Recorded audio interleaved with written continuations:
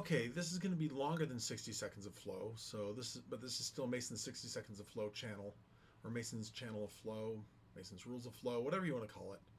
But I just wanted to take a minute and talk about what I was saying about inventory. And I'll give this to you as an example through a story.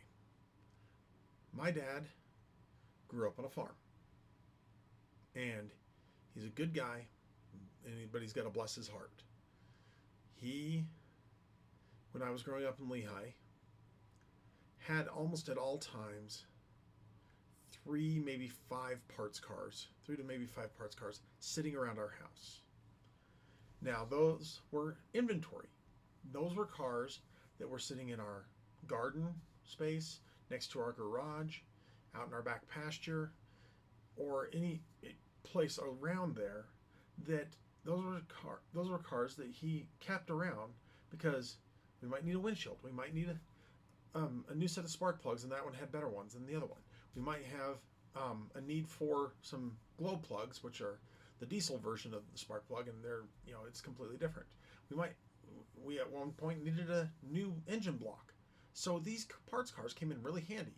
And one of them, when he was all done pulling all the parts off of it that he needed, even though he'd bought it legitimately, the guy who sold it to him couldn't find the title, so we chopped it up with a sawzall and it became parts of a car, and we were able to sell it for scrap metal. But the point was, Dad always had these extra cars just kind of sitting around the house. And when you have extra cars sitting around the house, it's nice and it's helpful, and to be able to just go over to that car over there or that car over there and just pull out your ratchet and just pull off that piece. But the cars were taking up space in our garden that we could have planted. The cars were, we actually got a letter at one point, because we were outside the city. We were outside the city where I grew up, and they still sent a nasty gram letter saying, your yard is an eyesore to the city. We weren't even part of the city at that point. But the point is that there were people who did not feel that it was necessary for my dad to have all those extra cars sticking around the house.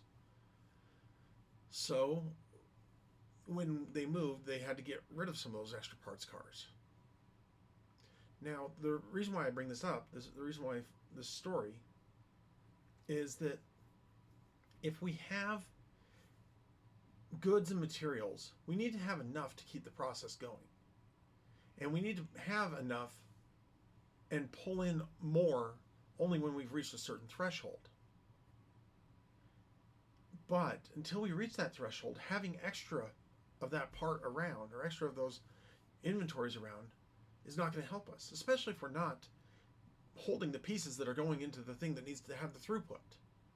So if we're building part XYZ on the regular and we have a whole stockpile of things to build part ABC, then we're not going to be able to produce as much of XYZ as we need to. We'll actually have to buy more of XYZ. And then if we overbuy XYZ, then we have to store it. We're probably in the same warehouse where we're storing the ABC parts, but now we're storing extra of these. And what happens if the demand for XYZ dries up and they decide to go for part QRS? And so now they're going for QRS, and we have all this inventory for parts for XYZ and for ABC, and neither of them are getting used. They're not moving. If you are not moving your inventory, maybe it's a good time to check about selling it off. Because you don't want to have inventory just sitting there, because the time that it's waiting in that storage place, you're paying for it. You put money into those parts, and those parts are not returning the money that they should be returning. This is why you want to keep your inventory as tight as possible, but also know how long it takes to refill your inventory as part of it. And if you can make deals with a company that will do near instant returns, or that will do near instant replenishments, that's the kind of company to go for.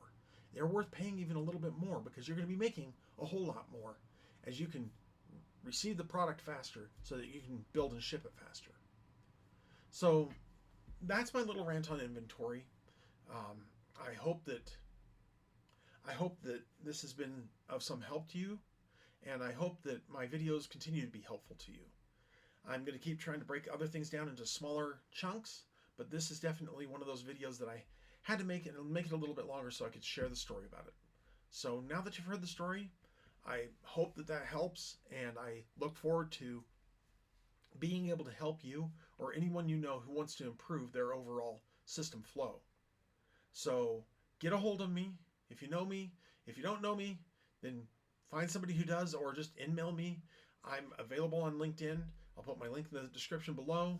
And I hope you have a wonderful time and a wonderful day, and that you can find better ways to improve your overall process flow. Until then, this is Mason Emerson from Mason's Rules of Flow saying, keep it flowing.